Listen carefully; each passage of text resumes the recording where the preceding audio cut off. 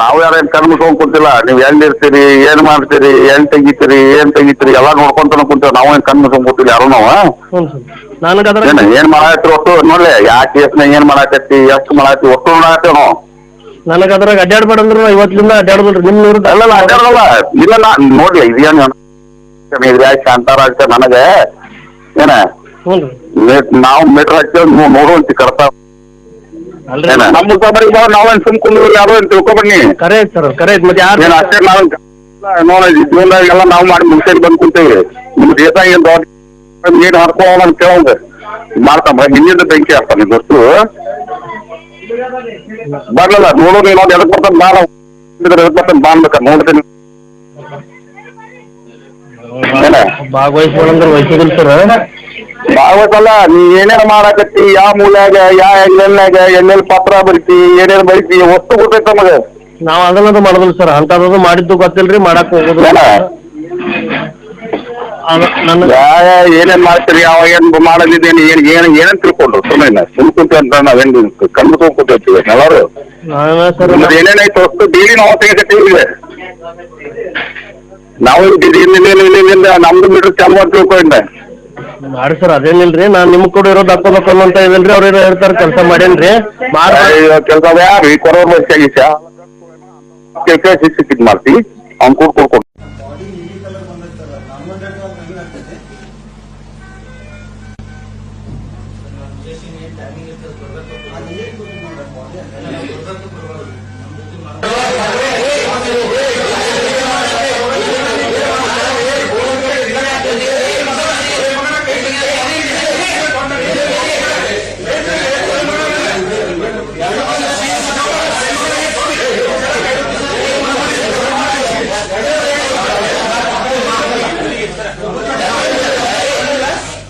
ಬಂಧುಗಳೇ ನಮಸ್ಕಾರ, ಹೇಗಿದ್ರಿ ನೀವೆಲ್ಲರೂ? ನಾನು ಸುಬ್ರಹ್ಮಣ್ಯ ಎಸ್ ಹಂಡಿಗೆ. ಬಂಧುಗಳೇ, ಆರಂಭದಲ್ಲಿ ಒಂದು ಆಡಿಯೋವನ್ನು ಕೇಳಿಸ್ಕೊಂಡ್ರಲ್ಲ, ಇದು ಈಗ ಜೈಲು ಸೇರಿರುವಂತ ಮಾಜಿ ಸಚಿವ ಹಾಲಿ ಶಾಸಕ, ಬರೀ ಶಾಸಕ ಅಲ್ಲ ಪ್ರಭಾವಿ ಶಾಸಕ ವಿನಯ್ ಕುಲಕರ್ಣಿ ವಕೀಲ ಆನಂದ್ ಅನ್ನುವಂಥವರಿಗೆ ಧಮಕಿ ಹಾಕಿದಂತ ಆಡಿಯೋ ಅಥವಾ ಹೆದರಿಸಿದಂತ ಆಡಿಯೋ ಈಗ ವೈರಲ್ ಆಗ್ತಾ ಇದೆ.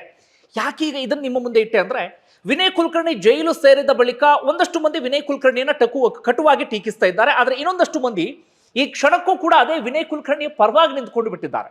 ಅವರೆಲ್ಲರಿಗೂ ಕೂಡ ತೋರಿಸಬೇಕಾಗಿತ್ತು ವಿನಯ್ ಕುಲಕರ್ಣಿ ಯಾವ ರೀತಿಯಾಗಿ ಹೆದರಿಸ್ತಾ ಇದ್ರು, ಯಾವ ರೀತಿಯಾಗಿ ಬೆದರಿಕೆಯನ್ನು ಹಾಕ್ತಾ ಇದ್ರು ಅಂತ. ಈ ವಿಡಿಯೋದಲ್ಲಿ ಇನ್ನೊಂದಷ್ಟು ಇಂಟ್ರೆಸ್ಟಿಂಗ್ ವಿಚಾರವನ್ನ ನಾನು ನಿಮ್ಮ ಮುಂದೆ ಇಡ್ತಾ ಹೋಗ್ತೀನಿ. ಈಗ ಒಂದೊಂದೇ ವಿಚಾರಗಳೆಲ್ಲವೂ ಕೂಡ ರಿವೀಲ್ ಆಗೋದಕ್ಕೆ ಶುರುವಾಗಿದೆ. ಜಡ್ಜ್ಮೆಂಟ್ ಕಾಪಿ ಕೂಡ ಸಿಕ್ಕಿದೆ, ಅದರಲ್ಲೂ ಕೂಡ ಒಂದಷ್ಟು ವಿಚಾರಗಳೆಲ್ಲವೂ ಕೂಡ ಪ್ರಸ್ತಾಪ ಆಗ್ತಾ ಇದೆ. ಈಗ ಮೊದಲಿಗೆ ಈ ಆಡಿಯೋ ವಿಚಾರಕ್ಕೆ ಬರೋದಾದ್ರೆ, ಒಂದಷ್ಟು ಮಂದಿ ಈಗಲೂ ವಿನಯ್ ಕುಲಕರ್ಣಿ ಒಳ್ಳೆ ಮನುಷ್ಯ ಎನ್ನುವ ರೀತಿಯಲ್ಲಿ ಸಮರ್ಥನೆಯನ್ನು ಮಾಡ್ಕೊಳ್ತಾ ಇದ್ರು. ಸಾರ್ವಜನಿಕರು ಒಂದು ಕಡೆಯಿಂದ ಬಿಡಿ, ಒಂದಷ್ಟು ಮಂದಿ ಅವರ ಅಭಿಮಾನಿಗಳು ಅಥವಾ ಅವರನ್ನು ತುಂಬಾ ನಂಬದಂಥವರು ಸಮರ್ಥನೆಯನ್ನು ಮಾಡ್ಕೊಳ್ಬಹುದೇನೋ. ಆದ್ರೆ ಇನ್ನೊಂದು ಕಡೆಯಿಂದ ಕೆಪಿಸಿಸಿ ಅಧ್ಯಕ್ಷರಾಗಿರುವಂತಹ ಡಿ ಕೆ ಶಿವಕುಮಾರ್ ಏನ್ ಹೇಳ್ತಿದ್ದಾರೆ, ಕೋರ್ಟ್ ತೀರ್ಪು ಕೊಟ್ಟ ಬಳಿಕವೂ ಕೂಡ ಇದರಲ್ಲಿ ಏನೋ ಒಳಸಂಚು ಆಗಿದೆ, ವಿನಯ್ ಕುಲಕರ್ಣಿಯನ್ನು ಉದ್ದೇಶಪೂರ್ವಕವಾಗಿ ಇದರಲ್ಲಿ ಸಿಲುಕಿಸಲಾಗಿದೆ, ಇಲ್ಲಿ ಏನೋ ನಡೆದಿದೆ ಎನ್ನುವ ರೀತಿಯಲ್ಲಿ ಡಿ ಕೆ ಶಿವಕುಮಾರ್ ಮಾತಾಡೋದಕ್ಕೆ ಶುರು ಮಾಡ್ಕೊಂಡಿದ್ದಾರೆ. ಒಂದು ಕೋರ್ಟ್ ತೀರ್ಪು ಬಂದ ಬಳಿಕ ಇದೇ ಬಹಳ ಅಚ್ಚರಿಯ ಸಂಗತಿ. ಈ ಹಿಂದೆ ಒಂದು ದೇಶಾದ್ಯಂತ ಸದ್ದು ಮಾಡಿದಂತ ಪ್ರಕರಣದಲ್ಲೂ ಕೂಡ ಡಿ ಕೆ ಶಿವಕುಮಾರ್ ಹಾಗೆ ಮಾತನಾಡಿದ್ರು. ತನಿಖೆ ಆರಂಭ ಆಗೋಕ್ಕೂ ಮುನ್ನವೇ ಇದರಲ್ಲಿ ಏನೋ ಷಡ್ಯಂತ್ರ ಇದೆ ಎನ್ನುವ ರೀತಿಯಲ್ಲಿ ಡಿ ಕೆ ಶಿವಕುಮಾರ್ ಹೇಳಿದ್ರು. ಇಲ್ಲೂ ಕೂಡ ಕೋರ್ಟ್ ತೀರ್ಪು ಕೊಟ್ಟ ಬಳಿಕವೂ ಕೂಡ ವಿನಯ್ ಕುಲಕರ್ಣಿ ವಿರುದ್ಧ ಒಳಸಂಚು ಆಗಿದೆ ಅಂತ ಹೇಳಿ ಡಿ ಕೆ ಶಿವಕುಮಾರ್ ಹೇಳ್ತಾ ಇದ್ದಾರೆ. ಒಂದು ದೊಡ್ಡ ಕಿರುಕುಳ ನೀಡಿ ಈ ಪ್ರಕಟಣೆ ಟ್ರಯಲ್ ಎಲ್ಲ ನೋಡಿದ್ದೇವೆ. ಸೊ ಒಳಸಂಚಿನಲ್ಲಿ ಇವತ್ತು ವಿನಯ್ ಕುಲಕರ್ಣಿನ ತಿಳಿಸಿದ್ದಾರೆ. ಇನ್ನು ಬೇಕಾದಷ್ಟು ಅವಕಾಶ ಇದೆ. ನಾನು ಚರ್ಚೆ ಮಾಡಿದ್ದೇನೆ ಅವ್ರ ಜೊತೆ, ಕುಟುಂಬದಲ್ಲಿ ಕೇಳಿದ್ದೇನೆ. ಅವ್ರು ನಂಬಿರೋಂಥ ದೇವ್ರ ಮೇಲೆ ಎಲ್ಲ ಕೂಡ ನನ್ನ ಹತ್ರ ಸತ್ಯ ಮಾಡಿದ್ದಾರೆ, ನಾನು ತಪ್ಪು ಮಾಡಿಲ್ಲ ಅಂತ. ಇವತ್ತು ಕೂಡ ನನಗೆ ಅವ್ರ ಮೇಲೆ ನಂಬಿಕೆ ಇದೆ. ಕೆಪಿಸಿಸಿ ಅಧ್ಯಕ್ಷರು ರಾಜ್ಯದ ಉಪಮುಖ್ಯಮಂತ್ರಿಗಳ ಬಾಯಲ್ಲಿ ಬರ್ತಿರುವಂತ ಮಾತು. ಬೇರೆ ಯಾರಾದ್ರೂ ಹೇಳಿದ್ರೆ ಬೇರೆ ವಿಚಾರ. ಈಗ ವಿನಯ್ ಕುಲಕರ್ಣಿ ಬಗ್ಗೆ ಅವರಿಗೆ ಅಭಿಮಾನ ಇರಬಹುದು, ನಮ್ಮ ಪಕ್ಷದವರು ಎನ್ನುವಂತ ಪ್ರೀತಿ ಇರಬಹುದು, ಜೈಲಲ್ಲಿ ಇದ್ದಂತ ಸಂದರ್ಭದಲ್ಲೂ ಕೂಡ ವಿನಯ್ ಕುಲಕರ್ಣಿಯನ್ನ ಭೇಟಿಯಾಗಿ ಬಂದಿರಬಹುದು, ಸ್ನೇಹ ಪ್ರತ್ಯೇಕವಾದಂತ ವಿಚಾರ. ಹೀಗಾದಾಗ ಮುಂದೆ ಹೈಕೋರ್ಟ್ ಸುಪ್ರೀಂ ಕೋರ್ಟ್ ನಲ್ಲಿದೆ, ಅವ್ರು ಹೋರಾಡ್ತಾರೆ ಅನ್ನೋದು ಬೇರೆ. ಆದರೆ ನೇರವಾಗಿ ಕೋರ್ಟ್ ತೀರ್ಪು ಕೊಟ್ಟ ಬಳಿಕವೂ ಕೂಡ ಒಳಸಂಚು ನಡೆದಿದೆ ಅನ್ನುವಂಥ ಮಾತನ್ನು ಹೇಳ್ತಾರಲ್ಲ, ಏನು ಹೇಳಬೇಕು ಹೇಳಿ? ಈ ರೀತಿಯಾಗಿ ಹೇಳುವಂಥವ್ರು ಈ ಆಡಿಯೋವನ್ನು ಕೇಳಿಸ್ಕೊಳ್ಬೇಕು. ಬಂಧುಗಳು, ಇಲ್ಲಿ ಏನಾಗಿತ್ತು ಅಂದ್ರೆ ಯೋಗೇಶ್ ಗೌಡ ಪರವಾಗಿ ಯಾರು ನಿಂತ್ಕೊಳ್ತಿದ್ರು ಅವರೆಲ್ಲರಿಗೂ ಕೂಡ ಹೆದರಿಸುವಂತ ಕೆಲಸ, ಬೆದರಿಸುವಂತ ಕೆಲಸ ಆಗ್ತಾ ಇತ್ತು. ಹಾಗೆ ಓರ್ವ ವಕೀಲ ಅವ್ರ ಪರವಾಗಿ ನಿಂತ್ಕೊಂಡಾಗ ಅವರಿಗೂ ಕೂಡ ಹೆದರಿಸಲಾಯಿತು. ಕೇವಲ ಇವರಿಗಂತಲ್ಲ, ಯೋಗೇಶ್ ಗೌಡ ಕುಟುಂಬಸ್ಥರಿಗೂ ಬೆದರಿಕೆಯನ್ನು ಹಾಕಲಾಗಿದೆ, ಸಾಕ್ಷಿ ನುಡಿದಂಥವರಿಗೂ ಕೂಡ ಹೆದರಿಸಲಾಗಿದೆ, ಸಾಕ್ಷಿಯನ್ನ ತಿರುಚುವಂತ ಪ್ರಯತ್ನವನ್ನ ಮಾಡಲಾಗಿದೆ. ಅದಕ್ಕೆ ಸಂಬಂಧಪಟ್ಟಾಗಿಯೂ ಕೂಡ ಹಿಂದೆ ಸಾಕಷ್ಟು ಆಡಿಯೋ, ಸಾಕಷ್ಟು ವಿಡಿಯೋಗಳೆಲ್ಲವೂ ಕೂಡ ವೈರಲ್ ಆಗಿದ್ದನ್ನು ನೀವು ಗಮನಿಸಿದ್ದೀರಿ. ಒಂದಷ್ಟು ಪೊಲೀಸ್ ಅಧಿಕಾರಿಗಳನ್ನು ಕೂಡ ಈ ರೀತಿಯಾಗಿ ಸಾಕ್ಷಿಯನ್ನು ತಿರುಚೋದಕ್ಕೆ ಕಳಿಸ್ಕೊಟ್ಟಂತ ಉದಾಹರಣೆ ಇದೆ. ಯೋಗೇಶ್ ಗೌಡ ಪರವಾಗಿ ಹೋರಾಟವನ್ನ ಮಾಡ್ತಿದ್ದಂತ ಅಣ್ಣನನ್ನು ಕೂಡ, ಅವರನ್ನು ಕೂಡ ಚೇಂಜ್ ಮಾಡಬೇಕು ಅಂತ ಹೇಳಿ ಅಲ್ಲಿಗೂ ಕೂಡ ಪೊಲೀಸ್ ಅಧಿಕಾರಿಗಳನ್ನ ಕಳಿಸ್ಕೊಟ್ಟಂತ ಉದಾಹರಣೆ ಇದೆ. ಎಲ್ಲಿಯವರೆಗೆ ಅಂದ್ರೆ ಯೋಗೇಶ್ ಗೌಡ ಪತ್ನಿಯನ್ನು ಕೂಡ ಇವರು ಒಂದು ರೀತಿಯಲ್ಲಿ ಬೇರೆ ರೀತಿಯಲ್ಲಿ ಚೇಂಜ್ ಮಾಡಿಬಿಡ್ತಾರೆ ಅಥವಾ ಬುಟ್ಟಿಗೆ ಹಾಕೊಂಡು ಬಿಡ್ತಾರೆ. ಇದೇ ಯೋಗೇಶ್ ಗೌಡ ಪತ್ನಿ ಮಲ್ಲಮ್ಮ ಯೋಗೇಶ್ ಗೌಡ ಸಾವಾದಾಗ ಸಂಕಟದಿಂದ ಕಣ್ಣೀರು ಹಾಕ್ತಾ ಹೋರಾಟವನ್ನ ಮಾಡಿದ್ರು. ವಿನಯ್ ಕುಲಕರ್ಣಿ ಹೆಸರನ್ನ ಹೇಳಿರ್ತಾರೆ. ಆದ್ರೆ ಅದಾದ ಬಳಿಕ ಇದ್ದಕ್ಕಿದ್ದ ಹಾಗೆ ಮಲ್ಲಮ್ಮ ಉಲ್ಟಾ ಹೊಡೆದು ಬಿಡ್ತಾರೆ. ಇದರಲ್ಲಿ ವಿನಯ್ ಕುಲಕರ್ಣಿ ಪಾತ್ರ ಇಲ್ಲ ಎನ್ನುವ ರೀತಿಯಲ್ಲಿ ಮಾತಾಡೋದಕ್ಕೆ ಶುರು ಮಾಡ್ಕೊಳ್ತಾರೆ. ಅಷ್ಟು ಮಾತ್ರ ಅಲ್ಲ, ಯಾವ ಪಕ್ಷದ ವಿರುದ್ಧ ಹೋರಾಟವನ್ನ ಮಾಡ್ತಾ ಇದ್ರು ಅದೇ ಕಾಂಗ್ರೆಸ್ ಪಕ್ಷಕ್ಕೆ ಹೋಗಿ ಲಕ್ಷ್ಮೀ ಹೆಬ್ಬಾಳ್ಕರ್ ನೇತೃತ್ವದಲ್ಲಿ ಮಲ್ಲಮ್ಮ ಸೇರ್ಪಡೆ ಆಗಿಬಿಡ್ತಾರೆ. ಅಂದ್ರೆ ವಿನಯ್ ಕುಲಕರ್ಣಿ ಎಷ್ಟರ ಮಟ್ಟಿಗೆ ಪ್ರಭಾವವನ್ನ ಬೀರ್ತಿದ್ರು ಅನ್ನೋದನ್ನ ನೀವೆಲ್ಲರೂ ಕೂಡ ಯೋಚನೆಯನ್ನ ಮಾಡಿ. ಈ ಒಂದು ಆಡಿಯೋ ವೈರಲ್ ಆಗ್ತಾ ಇದೆ, ಇಂಥದ್ದು ಬಹಳಷ್ಟು ಸಿಗ್ತಾ ಹೋಗುತ್ತೆ ನಿಮಗೆ ಯೂಟ್ಯೂಬ್ನಲ್ಲಿ ನೀವು ಸರ್ಚ್ ಮಾಡ್ತಾ ಹೋದ್ರೆ.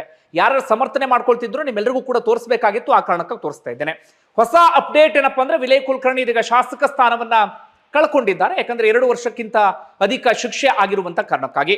ವಿನಯ್ ಕುಲಕರ್ಣಿ ಸ್ಟೂಡೆಂಟ್ ಲೀಡರ್ ಆಗಿದ್ದಂಥವ್ರು, ಅದಾದ ಬಳಿಕ 2003-4 ಸಂದರ್ಭದಲ್ಲಿ ಪಕ್ಷೇತರನಾಗಿ ಚುನಾವಣೆ ಸ್ಪರ್ಧೆ ಮಾಡಿದಂಥವ್ರು, ಅದಾದ ಬಳಿಕ ಕಾಂಗ್ರೆಸ್ ಪಕ್ಷಕ್ಕೆ ಸೇರ್ಪಡೆ ಆಗ್ತಾರೆ, ಶಾಸಕರಾಗ್ತಾರೆ, ಸಚಿವರಾಗ್ತಾರೆ, ಹೈನುಗಾರಿಕೆಯಲ್ಲೂ ಕೂಡ ಒಳ್ಳೆ ಹೆಸರನ್ನ ಮಾಡಿದಂಥವ್ರು, ಬೇಕಾದಷ್ಟು ಹಣವನ್ನು ಕೂಡ ಗಳಿಕೆ ಮಾಡಿದಂಥವ್ರು.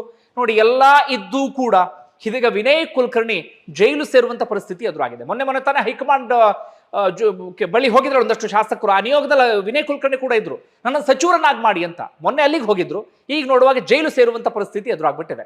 ಒಮ್ಮೊಮ್ಮೆ ಏನಾಗ್ಬಿಡುತ್ತೆ ಮನುಷ್ಯನ ಬದುಕು ಅನ್ನೋದಕ್ಕೆ ವಿನಯ್ ಕುಲಕರ್ಣಿ ಬೆಸ್ಟ್ ಎಕ್ಸಾಂಪಲ್ ಅಂದ್ರೂ ಕೂಡ ತಪ್ಪಾಗ್ಲಿಕ್ಕಿಲ್ಲ. ಇನ್ನು ವಿನಯ್ ಕುಲಕರ್ಣಿಗೆ ಅವಕಾಶವೇ ಇಲ್ಲ ಅಂದ್ರೆ ಹೈಕೋರ್ಟ್ ಹೋಗ್ಬೋದು, ಸುಪ್ರೀಂ ಕೋರ್ಟ್ಗೆ ಹೋಗ್ಬೋದು.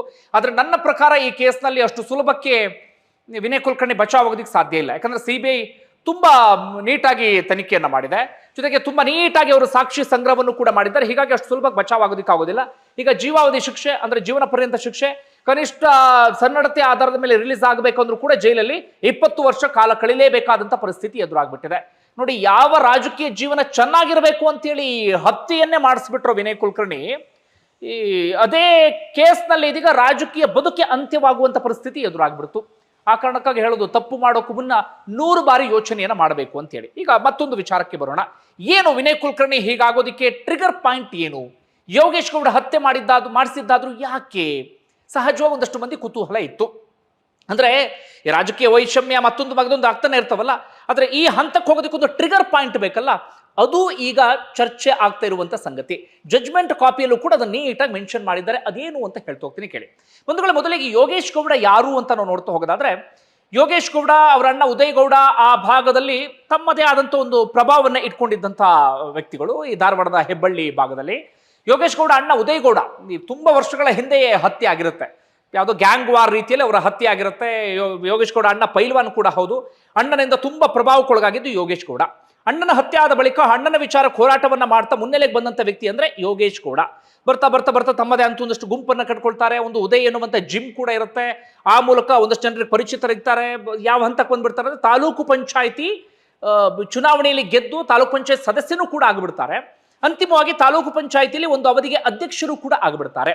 ಅಲ್ಲಿಂದಲೇ ಯೋಗೇಶ್ ಗೌಡ ಹಾಗೆ ಈ ವಿನಯ್ ಕುಲಕರ್ಣಿ ನಡುವೆ ಜಟಾಪಟಿ ಶುರುವಾಗ್ಬಿಡುತ್ತೆ. ಯಾಕೆ ಅಂದ್ರೆ ಯೋಗೇಶ್ ಗೌಡ ಬಣದವರು ಅದೇ ರೀತಿಯಾಗಿ ವಿನಯ್ ಕುಲಕರ್ಣಿ ಬಣದವರು ಒಂದು ಒಪ್ಪಂದ ಮಾಡ್ಕೊಂಡಿರ್ತಾರಂತೆ, ತಾಲೂಕ್ ಪಂಚಾಯಿತಿ ಅಧ್ಯಕ್ಷ ಸ್ಥಾನಕ್ಕೆ ಇಂತಿಷ್ಟು ಅವಧಿ ಆದ್ಮೇಲೆ ಬಿಟ್ಕೊಡ್ಬೇಕು ಅಂತ. ಯೋಗೇಶ್ ಗೌಡ ಆ ಸಂದರ್ಭದಲ್ಲಿ ಬಿಟ್ಕೊಟ್ಟಿರಲಿಲ್ಲ. ಈ ವಿಚಾರಕ್ಕೆ ಮೊದಲಿಗೆ ಸಂಘರ್ಷ ಶುರುವಾಗ್ಬಿಡುತ್ತೆ. ಅದು ಇನ್ನಷ್ಟು ತೀವ್ರಗೊಂಡಿದ್ದು ಯಾವಾಗ ಅಂದ್ರೆ ಜಿಲ್ಲಾ ಪಂಚಾಯಿತಿ ಚುನಾವಣೆಯ ಸಂದರ್ಭದಲ್ಲಿ ಹೆಬ್ಬಳ್ಳಿ ಕ್ಷೇತ್ರದಿಂದ ಸ್ಪರ್ಧೆಯನ್ನ ಮಾಡೋಕೆ ಬಂದಂತವ್ರು ಯೋಗೇಶ್ ಗೌಡ. ತಾಲೂಕ್ ಪಂಚಾಯಿತಿಯಲ್ಲಿ ಪಕ್ಷೇತರನಾಗಿ ಗೆದ್ದಿದ್ರ ಯೋಗೇಶ್ ಗೌಡ. ಅದಾದ ಬಳಿಕ ಬಿಜೆಪಿಗೆ ಸೇರ್ಪಡೆ ಆಗ್ತಾರೆ. ಬಿಜೆಪಿಯಲ್ಲಿ ತಕ್ಕ ಮಟ್ಟಿಗೆ ಗುರ್ಸ್ಕೊಳ್ಳೋದಕ್ಕೆ ಆರಂಭಿಸ್ತಾರೆ.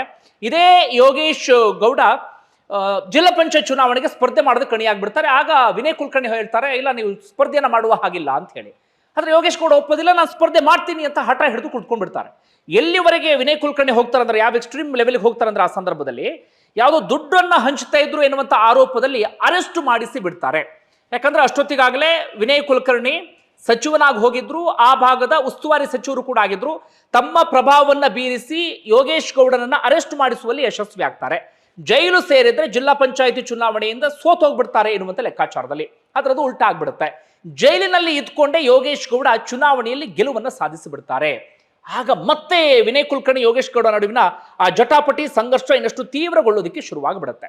ಇದರ ನಡುವೆ ಏನಾಗ್ಬಿಡುತ್ತೆ ಅಂದ್ರೆ, ಈ ವಿನಯ್ ಕುಲಕರ್ಣಿ ಯಾವುದೋ ಒಂದು ಆಸ್ಪತ್ರೆಯಲ್ಲಿ ಗಲಾಟೆ ಮಾಡಿದಂತ ವಿಡಿಯೋ ಕೂಡ ವೈರಲ್ ಆಗಿಬಿಡುತ್ತೆ. ಆ ವೈರಲ್ ಮಾಡಿಸಿದ್ ಯಾರು ಅಂದ್ರೆ ಯೋಗೇಶ್ ಗೌಡ ಅನ್ನುವ ರೀತಿಯಲ್ಲಿ ವಿನಯ್ ಕುಲಕರ್ಣಿಗೆ ಅನ್ಸೋದಿಕ್ಕೆ ಶುರುವಾಗುತ್ತೆ. ಆಗ್ಲೇ ವಿನಯ್ ಕುಲಕರ್ಣಿಗೆ ಅನ್ಸುತ್ತೆ, ಈ ವ್ಯಕ್ತಿ ನನಗೆ ರಾಜಕೀಯವಾಗಿ ಪೈಪೋಟಿಯನ್ನ ನೀಡಬಹುದು, ಯಾಕಂದ್ರೆ ಇಬ್ರು ಕೂಡ ಒಂದೇ ಸಮುದಾಯದವರು, ಪಂಚಮಸಾಲಿ ಸಮುದಾಯದವರು. ಹೀಗಾಗಿ ನನಗೆ ಪೈಪೋಟಿ ನೀಡುವ ಹಂತಕ್ಕೆ ಬೆಳಿಬಹುದು. ಹೀಗೇನಾದ್ರೂ ಆಯ್ತು ಅಂತಾದ್ರೆ ನನ್ನ ರಾಜಕೀಯ ಜೀವನ ಮಸುಕಾಗುತ್ತೆ ಎನ್ನುವ ರೀತಿಯಲ್ಲಿ ವಿನಯ್ ಕುಲಕರ್ಣಿ ಯೋಚನೆ ಮಾಡೋದಕ್ಕೆ ಶುರು ಮಾಡ್ಕೊಳ್ತಾರೆ. ಇದೆಲ್ಲವೂ ಕೂಡ ಒಂದು ಹಳೆ ಕಥೆಯ ಟ್ರಿಗರ್ ಪಾಯಿಂಟ್ ಯಾವುದು ಅಂತ ಬರ್ತೀನಿ ಕೇಳಿ. 23 ಏಪ್ರಿಲ್ ತಿಂಗಳು 2016 ಸಂದರ್ಭದಲ್ಲಿ ಜಿಲ್ಲಾ ಪಂಚಾಯತ್ ಕಚೇರಿಯಲ್ಲಿ KDP ಸಭೆ ಇರುತ್ತೆ, ಜಿಲ್ಲಾ ಪಂಚಾಯತ್ ಸಭೆ ಇರುತ್ತೆ. ಅವತ್ತಿನ ಸಭೆಯಲ್ಲಿ ಈ ನೀರಿನ ಬರ ಸಮಸ್ಯೆ ಅಥವಾ ಬರಗಾಲ ಸಮಸ್ಯೆಗೆ ಸಂಬಂಧಪಟ್ಟ ಹಾಗೆ ಚರ್ಚೆ ಆಗ್ತಾ ಇರುತ್ತೆ. ಆಗ ಹೊಸದಾಗಿ ಜಿಲ್ಲಾ ಪಂಚಾಯತಿ ಸದಸ್ಯನಾಗಿ ಆಯ್ಕೆಯಾಗಿದ್ದಂಥ ಯೋಗೇಶ್ ಗೌಡ ಉಸ್ತುವಾರಿ ಸಚಿವನಾಗಿದ್ದಂಥ ವಿನಯ್ ಕುಲಕರ್ಣಿಯನ್ನ ಪ್ರಶ್ನೆ ಮಾಡೋದಕ್ಕೆ ಶುರು ಮಾಡ್ಕೊಳ್ತಾರೆ. ನಮಗೆ ನೀರು ಸರಿಯಾದ ರೀತಿಯಲ್ಲಿ ಸರಬರಾಜು ಆಗ್ತಾ ಇಲ್ಲ, ಬರಗಾಲ ಸಮಸ್ಯೆ ಇದೆ, ನೀವು ಏನು ಮಾಡೋದಕ್ಕೆ ಸಾಧ್ಯ ಆಗ್ತಿಲ್ಲ, ಹಾಗೆ ಹೀಗೆ ಅಂತೇಳಿ. ಆಗ ಜೋರಾಗಿ ಯೋಗೇಶ್ ಗೌಡ ಪ್ರಶ್ನೆ ಮಾಡೋದಕ್ಕೆ ಶುರು ಮಾಡ್ಕೊಳ್ತಾರೆ. ಏಕವಚನದಲ್ಲಿ ಪರಸ್ಪರ ವಾಗ್ದಾಳಿ, ಮಾತಿನ ಚಕಮಕಿ ಎಲ್ಲವೂ ಕೂಡ ಉಂಟಾಗಿ ಬಿಡುತ್ತೆ. ಅಂದ್ರೆ ಏಕವಚನದಲ್ಲಿ ಯೋಗೇಶ್ ಗೌಡ ಮಾತನಾಡೋದಕ್ಕೆ ಶುರು ಮಾಡ್ಕೊಂಡು ಬಿಡ್ತಾರೆ. ಆಗ ವಿನಯ್ ಕುಲಕರ್ಣಿಗೆ ಅನ್ಸುತ್ತೆ, ನಾನು ಈ ಭಾಗದಲ್ಲಿ ಪ್ರಶ್ನೆ ಮಾಡುವಂಥವ್ರು ಯಾರು ಕೂಡ ಇರಲಿಲ್ಲ, ಆದ್ರೆ ಒಬ್ಬ ವ್ಯಕ್ತಿ ಬೆಳೆಯೋದಕ್ಕೆ ಶುರುವಾಗಿದ್ದಾನೆ. ಎಲ್ಲಿಯವರೆಗೆ ಅಂದ್ರೆ ಆತ ನನ್ನನ್ನೇ ಪ್ರಶ್ನೆ ಮಾಡೋದಕ್ಕೆ ಆರಂಭ ಆಗಿಬಿಟ್ಟಿದೆ. ಹೀಗೆ ಆಗಬಿಟ್ರೆ ನನಗೇನೋ ಒಂದು ರೀತಿಯಲ್ಲಿ ಸಮಸ್ಯೆ ಆಗುತ್ತೆ ಅಂತ ಯೋಚನೆ ಮಾಡ್ತಾರೆ. ಅದೊಂದು ಟ್ರಿಗರ್ ಆಗಿಬಿಡುತ್ತೆ, ಒಂದು ರೀತಿಯಲ್ಲಿ ತನಗೆ ಈಗೋ ಹರ್ಟ್ ಆಗಿಬಿಡುತ್ತೆ. ಹೀಗಾಗಿ ವಿನಯ್ ಕುಲಕರ್ಣಿ ಯೋಚನೆ ಮಾಡೋದೇನು, ಕೊಲೆ ಮಾಡಿಸುವವರೆಗೆ ಯೋಚನೆ ಮಾಡಿಬಿಡ್ತಾರೆ. ಅದಾದ ಬಳಿಕ ಬಸವರಾಜ್ ಮುತ್ತಗಿ ಸೇರಿದಂತೆ ಒಂದು ತಂಡವನ್ನ ಕಟ್ತಾರೆ. ನೀಟಾಗಿ ಪ್ರೀ ಪ್ಲಾನ್ ಅನ್ನ ಮಾಡ್ತಾರೆ. ಯೋಗೇಶ್ ಗೌಡನ ಹತ್ಯೆಯನ್ನು ಕೂಡ ಮಾಡಿಸಿ ಬಿಡ್ತಾರೆ. ಅಂದ್ರೆ ಮೊದಲಿಂದ ರಾಜಕೀಯ ವೈಷಮ್ಯ, ಜಟಾಪಟಿ ಎಲ್ಲವೂ ಕೂಡ ಶುರುವಾಗಿತ್ತು. ನನ್ನ ಎತ್ತರಕ್ಕೆ ಬೆಳೀತಿದ್ದಾನೆ ಎನ್ನುವಂತ ಕಾರಣಕ್ಕಾಗಿ ಕೊನೆಗೆ ಆ KDP ಸಭೆಯ ಒಂದು ಗಲಾಟೆ ಇತ್ತಲ್ಲ, ಅದು ಟ್ರಿಗರ್ ಪಾಯಿಂಟ್ ಎನ್ನುವ ರೀತಿಯಲ್ಲಿ ವಿನಯ್ ಕುಲಕರ್ಣಿ ಆ ಹಂತದವರೆಗೆ ಹೋಗಿಬಿಡ್ತಾರೆ. ಇಂಥ ವಿನಯ್ ಕುಲಕರ್ಣಿಯನ್ನ ಇದೀಗ DK ಶಿವಕುಮಾರ್ ಅಂತವರು ಸಮರ್ಥನೆಯನ್ನ ಮಾಡಿಕೊಳ್ತಾ ಇದ್ದಾರೆ. ಹಾಗೆ ಇನ್ನೊಂದು ಇಂಟ್ರೆಸ್ಟಿಂಗ್ ವಿಚಾರ ಹೇಳ್ತೀನಿ ಕೇಳಿ. ಇದಕ್ಕೆ ಎಷ್ಟರ ಮಟ್ಟಿಗೆ ಪ್ರೀ ಪ್ಲಾನ್ ಮಾಡಿದ್ರು ಅಂದ್ರೆ, ಮೊದಲೇ ಪೊಲೀಸರ ಜೊತೆಗೆ ಎಲ್ಲರ ಜೊತೆಗೂ ಕೂಡ ಸೇರಿ ಪ್ರೀ ಪ್ಲಾನ್ ಎಲ್ಲವನ್ನೂ ಕೂಡ ಮಾಡಿಬಿಟ್ಟಿದ್ರು. ಇನ್ನೊಂದು ಈಗ ಆ ವಿಚಾರ ಹೊರಗಡೆ ಬಂದಿದೆ. ಅದೇನು ಅಂದ್ರೆ, ಈ ಯೋಗೇಶ್ ಗೌಡ ರಿಯಲ್ ಎಸ್ಟೇಟ್ ಉದ್ಯಮವನ್ನು ನಡೆಸ್ತಾ ಇದ್ರು.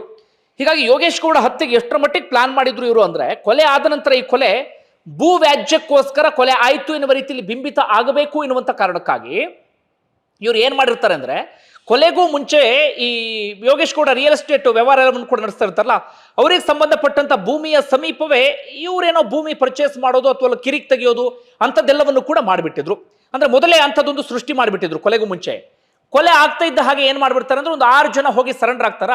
ಆ ಸರೆಂಡರ್ ಆದವರು ಏನ್ ಹೇಳೋದಂದ್ರೆ, ಆ ಭೂಮಿಯ ವಿಚಾರಕ್ಕೆ ಸಂಬಂಧಪಟ್ಟ ಹಾಗೆ ವ್ಯಾಜ್ಯ ಆಯ್ತು, ಭೂಮಿಯ ವಿಚಾರಕ್ಕೆ ಸಂಬಂಧಪಟ್ಟ ಹಾಗೆ ಗಲಾಟೆ ಆಯ್ತು ಎನ್ನುವಂತ ರೀತಿಯಲ್ಲಿ ತುಂಬಾ ದಿನಗಳ ಕಾಲ ಎಲ್ಲರೂ ಹಾಗೆ ನಂಬ್ಕೊಂಡಿರ್ತಾರೆ. ಪೊಲೀಸರು ಕೂಡ ಅದೇ ದಿಕ್ಕಿನಲ್ಲಿ ತನಿಖೆಯನ್ನ ಮಾಡ್ತಾರೆ, ಅದೇ ನಿಟ್ಟಿನಲ್ಲಿ ಪೊಲೀಸರು ತನಿಖೆ ಮಾಡ್ತಾ ಹೋಗ್ತಾರೆ. ಯಾಕೆ ಪೊಲೀಸರು ಹಾಗೆ ಮಾಡ್ತಾರೆ ಅಂದ್ರೆ, ಮೊದಲೇ ವಿನಯ್ ಕುಲಕರ್ಣಿ ಜೊತೆಗೆ ಅವರೆಲ್ಲರೂ ಕೂಡ ಸೇರ್ಕೊಂಡು ಬಿಟ್ಟಿದ್ರು. ದುಷ್ಟ ಪೊಲೀಸರು, ರಾಕ್ಷಸ ಪೊಲೀಸರು, ಮನುಷ್ಯತ್ವ ಇಲ್ಲದಂತ ಪೊಲೀಸರು. ಅದೇ ಚನ್ನಕೇಶ್ವರ ಟಿಂಗರಿಕರ್, ಆತನಿಗೆ 7 ವರ್ಷ ಜೈಲು ಶಿಕ್ಷೆ ಆಗಿದೆ. ಈಗ ಬೇರೆ ಪೊಲೀಸರಿಗೆ ಇವೆಲ್ಲವೂ ಕೂಡ ಪಾಠ ಆಗಬೇಕು. ಅವ್ರದೊಂದು ತಂಡ ಎಲ್ಲವೂ ಕೂಡ ಸೇರ್ಕೊಂಡು ಹಾಗೆ ನೀಟಾಗಿ ಪ್ಲಾನ್ ಮಾಡುತ್ತೆ ಭೂ ವ್ಯಾಜ್ಯ ಎನ್ನುವಂತ ರೀತಿಯಲ್ಲಿ. ಆದರೆ ಯಾವಾಗ ಈ ಕೇಸಿಗೆ 2019-20 ಸಂದರ್ಭದಲ್ಲಿ CBI ಎಂಟ್ರಿ ಕೊಡುತ್ತೋ ಆಗೆಲ್ಲವೂ ಕೂಡ ಉಲ್ಟಾ ಪಲ್ಟಾ ಆಗತ್ತೆ. ವಿನಯ್ ಕುಲಕರ್ಣಿಯ ನಿಜವಾದಂತ ಅಸಲಿಯತ್ತೆಲ್ಲವೂ ಕೂಡ ಬಯಲಾಗೋದಿಕ್ಕೆ ಶುರುವಾಗುತ್ತೆ. ಪೊಲೀಸರ ನಿಜವಾದಂತ ಅಸಲಿಯತ್ತು ಕೂಡ ಹಂತ ಹಂತವಾಗಿ ಬಯಲಾಗೋದಿಕ್ಕೆ ಶುರುವಾಗಿಬಿಡುತ್ತೆ. ಈಗ ನೋಡಿ, ಬಹಳ ಅಚ್ಚರಿಯಾಗುವಂತ ವಿಚಾರ ಅಂದ್ರೆ, KDP ಸಭೆಯಲ್ಲಿ ಒಂದು ಗಲಾಟೆ ಆಯಿತು, ಯಾರೊಬ್ಬ ವ್ಯಕ್ತಿ ಪ್ರಶ್ನೆ ಮಾಡದೆ ಎನ್ನುವ ಕಾರಣಕ್ಕಾಗಿ ಹತ್ಯೆ ಮಾಡಿಸುವ ಹಂತದವರೆಗೂ ಹೋಗಿಬಿಡ್ತಾರೆ. ಅಂದ್ರೆ ಈಗ ಆಕಸ್ಮಿಕವಾಗಿ ಹತ್ಯೆ ಆಗೋದು ಬೇರೆ, ಏನೋ ಗಲಾಟೆ ಆಗ್ತಾ ಇರುತ್ತೆ, ಕೈಯಲ್ಲಿ ಯಾವುದೋ ಆಯುಧ ಇದ್ದು ಬಿಡುತ್ತೆ, ಸಿಕ್ಕಾಪಟ್ಟೆ ಸಿಟ್ಟು ಬಂದ್ಬಿಡುತ್ತೆ, ಹೊಡೆದು ಬಿಡ್ತಾರೆ ಅನ್ನೋದು ಬೇರೆ. ಆದ್ರೆ ಅದು ನೀಟಾಗಿ ಪ್ರೀ ಪ್ಲಾನ್ ಮಾಡಿ, ಕೊಲೆ ಆದ ನಂತರ ಯಾರು ಸರೆಂಡರ್ ಆಗಬೇಕು, ಕೊಲೆ ಆದ ನಂತರ ಕೇಸನ್ನು ಹೇಗೆ ದಿಕ್ ತಪ್ಪಿಸಬೇಕು, ಕೊಲೆ ಆದ ನಂತರ ಹೇಗೆ ಕೇಸನ್ನು ತಿರುಚಬೇಕು, ಎಲ್ಲವನ್ನೂ ಕೂಡ ನೀಟಾಗಿ ಪ್ಲಾನ್ ಮಾಡಿ ಓರ್ವ ಸಚಿವ ತನ್ನ ಪ್ರಭಾವವನ್ನು ಬೀರಿಸಿ ಹತ್ಯೆಯನ್ನ ಮಾಡಿಸ್ತಾರೆ ಅಂದ್ರೆ ಏನು ಹೇಳಬೇಕು. ನಮ್ಮ ಜನ ಇನ್ನು ಎಷ್ಟರ ಮಟ್ಟಿಗೆ ಅಂದ್ರೆ 2023 ಚುನಾವಣೆ ನಿಂತಾಗ ಧಾರವಾಡಕ್ಕೆ ಎಂಟ್ರಿ ಕೊಡುವಂಥ ಸ್ಥಿತಿಯಲ್ಲಿ ಇರಲಿಲ್ಲ. ಜನ ಓಟ್ ಹಾಕಿ ಗೆಲ್ಸ್ಬಿಡ್ತಾರೆ. ಇದು ನಮ್ಮ ಜನ. ಇನ್ನು ಯಾರಿಗೆ ಬೈದು ಏನು ಪ್ರಯೋಜನ ಹೇಳಿ? ನಾವೇ ಬದಲಾಗಲ್ಲ, ನಾವೇ ಸರಿ ಇಲ್ಲ ಅಂದಾಗ ಇನ್ನೊಬ್ಬರಿಗೆ ಬೈಯೋದಿಕ್ಕೆ ಏನಾಗತ್ತೆ ಹೇಳಿ? ಇದು ಈ ಕೇಸಿನ ಇನ್ನೊಂದಷ್ಟು ಇಂಟ್ರೆಸ್ಟಿಂಗ್ ವಿಚಾರಗಳು. ಟ್ರಿಗರ್ ಪಾಯಿಂಟ್ ಯಾವುದು, ವಿನಯ್ ಕುಲಕರ್ಣಿಯ ಮನಸ್ಥಿತಿ ಹೇಗಿತ್ತು, ಇವೆಲ್ಲವೂ ಕೂಡ ಇದೀಗ ಒಂದೊಂದಾಗಿ ಹೊರಗಡೆ ಬರ್ತಾ ಇದೆ. ಮತ್ತೊಂದು ನಮ್ಮ ಪೊಲೀಸರ ವಿಚಾರ ನಿಮ್ಮೆಲ್ಲರಿಗೂ ಕೂಡ ಗೊತ್ತಿದೆ. ಹಿಂದಿನ ವಿಡಿಯೋದಲ್ಲಿ ಎಲ್ಲವನ್ನೂ ಕೂಡ ನಾನು ನೀಟಾಗಿ ನಿಮಗೆ ಎಕ್ಸ್ಪ್ಲೈನ್ ಮಾಡಿದ್ದೇನೆ. ಅಂತಿಮವಾಗಿ ಇದರಲ್ಲಿ ಶಿಕ್ಷೆ ಆಗೋದಕ್ಕೆ ಪ್ರಮುಖ ಕಾರಣ ಅಂದ್ರೆ ಸಿಬಿಐನ ರಾಕೇಶ್ ರಂಜನ್ ಎನ್ನುವಂತ ಓರ್ವ ಅಧಿಕಾರಿ, ಸಿಬಿಐನ ಅಚ್ಚುಕಟ್ಟಾದ ತನಿಖೆ, ಹಾಗೆ ಇದರಲ್ಲಿ A1 ಆಗಿದ್ದಂಥ ಬಸವರಾಜ್ ಮುತ್ತಗಿ ಮಾಫಿ ಸಾಕ್ಷಿಯಾಗಿ ಪ್ರಕರಣದ ಇಂಚಿಂಚನ್ನು ಕೂಡ ಎಳೆಯಾಗಿ ಬಿಚ್ಚಿಟ್ಟಿದ್ದು ಒಂದು ಪ್ರಮುಖವಾದಂಥ ಕಾರಣ ಆಯಿತು. ಜೊತೆಗೆ ಸಾಕ್ಷಿಗಳ ಮೇಲೆ ವಿನಯ್ ಕುಲಕರ್ಣಿ ಪ್ರಭಾವ ಬೀರಿದ್ದು, ಸಾಕ್ಷ್ಯ ತಿರುಚೋದಕ್ಕೆ ಪ್ರಯತ್ನ ಪಟ್ಟಿದ್ದು, ಆ ವಿಚಾರಗಳು ಕೂಡ ಹೊರಗಡೆ ಬಂದ ಕಾರಣಕ್ಕಾಗಿ ವಿನಯ್ ಕುಲಕರ್ಣಿ ಇವತ್ತು ಜೈಲು ಸೇರುವಂತ ಪರಿಸ್ಥಿತಿ ಎದುರಾಗಿದೆ. ಬಂಧುಗಳು ಏನಂತೀರಿ? ಕಮೆಂಟ್ ಬಾಕ್ಸಲ್ಲಿ ಮೆನ್ಷನ್ ಮಾಡಿ. ಧನ್ಯವಾದ.